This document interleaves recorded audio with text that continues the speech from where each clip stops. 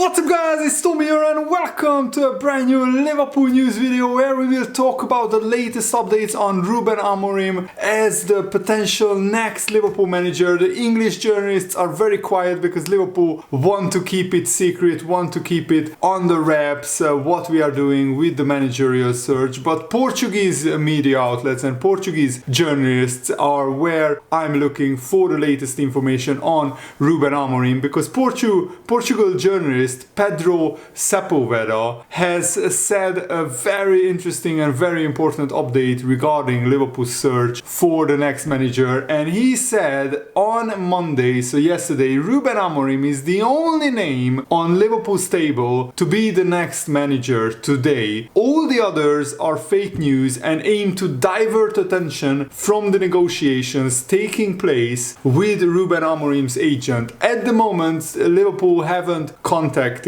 his club, Sporting Club de Portugal, because we want to get all the details done with Ruben Amorim. The contract, the 3-year contract, we are reportedly more than doubling his wages, his salary. His current salary is £50,000 per week, which in terms of Liverpool wages, that's like bottom half of the players' wages. So Liverpool can easily more than double Ruben Amorim's wages. £100,000 per week is the reported figure. In other news outlets I read £85,000 per week. That would put Ruben Amorim in the middle bracket, not in the top 5 earners, but just below that in terms of what players are earning. So Liverpool have no problem doubling Ruben Amorim's wages. So what do you think about this news? Let me know in the comments below, and we will have the latest updates on this and also the latest updates on Luis Diaz, because it looks like Liverpool are trying to extend Luis Diaz's contract, and we also have 5 players that Liverpool could sign after Ruben Amorim become the Liverpool manager, because there are 5 players at Sporting that Liverpool are looking at, and that the newspapers are saying that Ruben Amorim could take any of these 5 players with him to Liverpool to kickstart the Liverpool new era under Ruben Amorim. And there was one English journalist, Pete O'Rourke, who said that Amorim is a clear favorite, and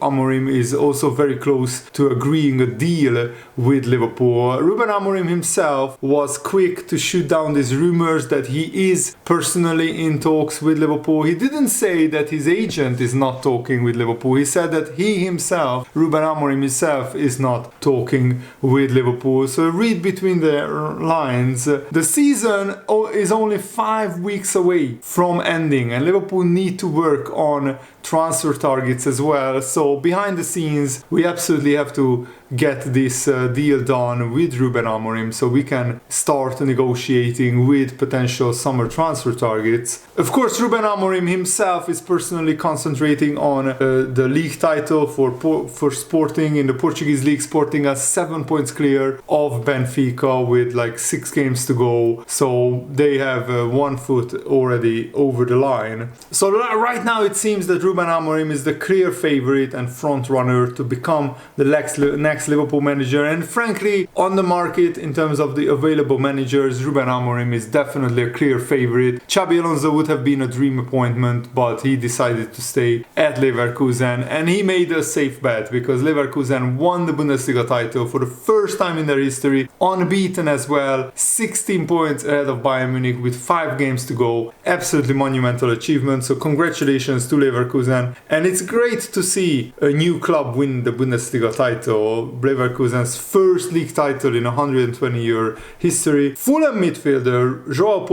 Palhinha has backed Ruben Amorim to take a huge step in his career and become Liverpool manager. He said, "If Ruben Amorim does get appointed by Liverpool, I have no doubts that people will like his personality. I believe he is a great option to replace Jurgen Klopp, but we don't know if that will happen. Either way, he is going to make a huge step in his career at some point. You cannot compare Sporting with a world-class side like Liverpool, but there is also great pressure on a manager who is expected to fight for titles in Portugal, and he is used to dealing with pressure. He likes to play with 3 defenders, he likes to have ball possession. At Braga he didn't change that, not even when we were losing, he always kept the same game idea. And if I had to compare his style of play to another team, I would say Bayer Leverkusen this season, because of the way they are determined to keep the ball. If Amorim does go to Liverpool, Palfinha said, it will be a new challenge, but players are adaptable and his methods are good. And I think it's a big factor that Ruben Amorim has already coached a huge team. You have to understand that in Portugal, Sporting are one of the biggest sides, and there is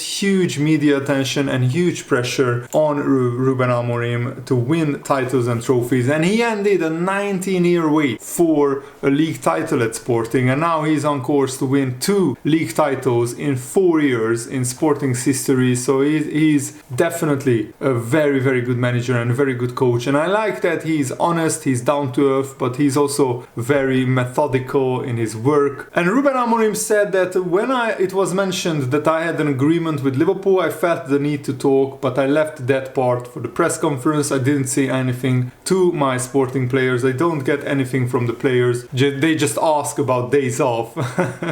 That's funny. And Ruben Amorim said that we are nearing something significant and there is no time to dwell on it. Our belief in winning the title is not just for ourselves, but also to unsettle our rivals. We want to win badly, and we have been on the other side of this situation before. Sometimes you need to lift the spirits, while other times you must maintain calmness. Understanding the moment is crucial, but winning makes everything easier. Ruben Amorim basically rubbished the Liverpool rumors because he didn't want the Sporting, the club, the players, the fans, anybody else to get distracted, to think that Ruben Amorim is already thinking about leaving. He wants his players to absolutely concentrate on the job at hand, which is to win Sporting's 2nd league title in 4 years. And Sporting's record this season is absolutely outstanding. They have won 24 of the 28 games played, and they scored an incredible 83 goals in the league. Just to compare, Benfica, their closest rivals, have scored 65 goals, so almost 20 goals less. That is absolutely amazing. They are scoring like 3 goals per game on average, almost, and they also conceded only 27 goals in 28 games. They have a plus 56 goal difference, which is absolutely amazing. And as I said, I mean, only losing 2 games out of 28 is a fantastic record. Sporting are on an absolute tier.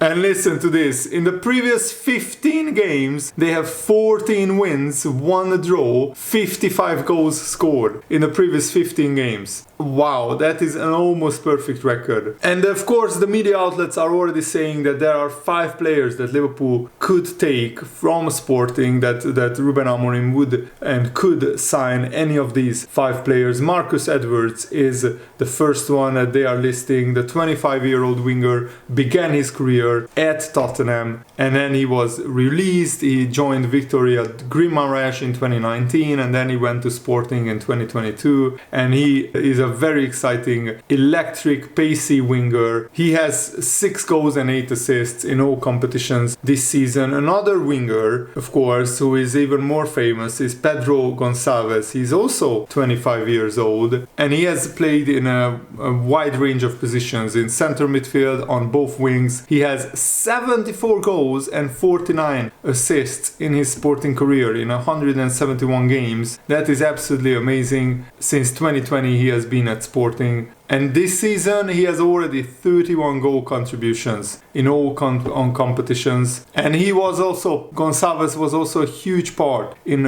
Sporting winning their first league title in 2021, where he had 28 goal and assist contributions. Victor Gyökeres, of course, is the star man for Sporting, the striker that they signed for a very low price from Coventry, like 17 million euros or something like that, and he has been absolutely tearing it up. 36 goals and 16 assists for Sporting in just 43 appearances this season. But I think Liverpool need a winger more than a striker, because we have Jota, we have Nunez, even Cody Gakpo can play up front. So I think we need a fast winger, somebody like Marcus Edwards or Pedro Gonçalves, who could really help Liverpool this season. Chelsea and Arsenal are also very interested in Gyökeres, whose father is from Hungary, the same country as I am, but but he's Swedish. He was born in Sweden, I believe. And Gonzalo Inacio, Liverpool have been linked with Gonzalo Inacio even before we were linked with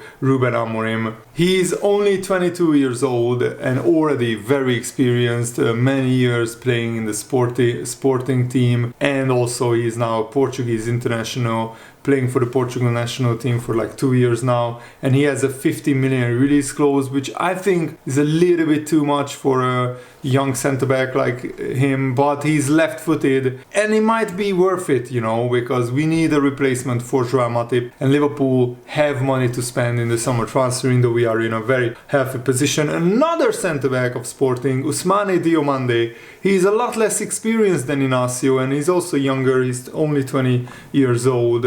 He has a 69 million pound release clause, which is an absolutely staggering amount, and Liverpool are unlikely to be the only club keeping tabs on him. So these are the 5 players that Sporting could lose any of them, and Ruben Amorim could take any of these 5 players. But if I had to choose, I would take Inacio as a centre-back to replace Matip, and probably Pedro Gonçalves, who is the most productive winger that would do very well at Liverpool. These are the 2 players I think who are the best of the bunch. Of course, if we needed a striker, then Victor Gyökeres would be great, but I think Darwin Núñez and Diogo Jota deserve to have another 2 or 3 seasons to see how they do. And yeah, we need a winger more than signing a striker, in my opinion. Fabrizio Romano also revealed something very interesting about Fabio Carvalho's future. Fabio Carvalho recently is doing very well at Hull City, and it looks like that there is interest in Fabio Carvalho, and Liverpool are at the crossroads what they do with him. But if Jurgen Klopp stayed as a manager, then Fabio Carvalho probably would be sold, because they just didn't see eye to eye, and it just didn't work out.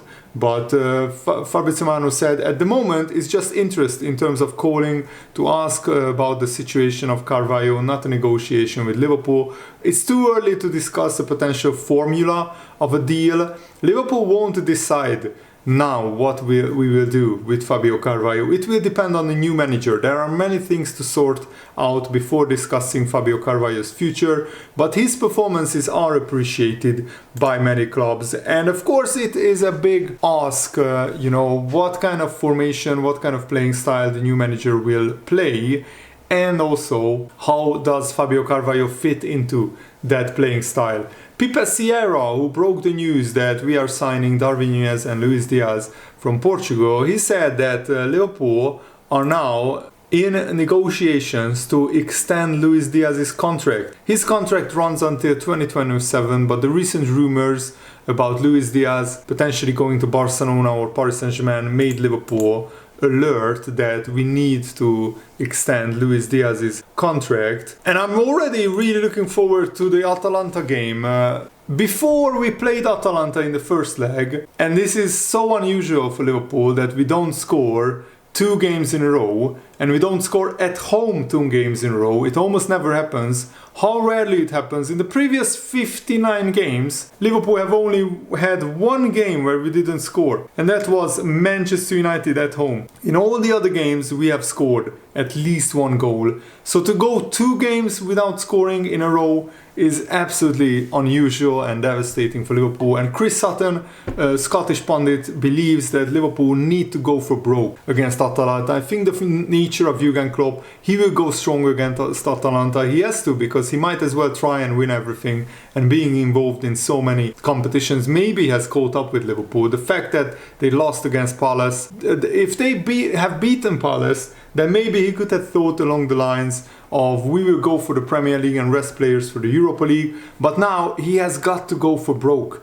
and he has got to go all out and try and beat Atalanta and also try to get back some momentum. I would go reserves at Atalanta and then hope that his first team can make a statement performance away at Fulham. Ian Ladyman, another journalist, has said that you've got to realize that if Liverpool beat Fulham, they go ahead of Man City again. Man City don't play for another 10 days, so Liverpool can go ahead of Man City if they beat Fulham, and we play Everton as well before Man City play their games. So the Atalanta game is massive in terms of momentum, and of course we need to try and win big and to stay in the Europa League. Thanks for watching, guys. Hope you enjoyed this. Have a nice day. See you later.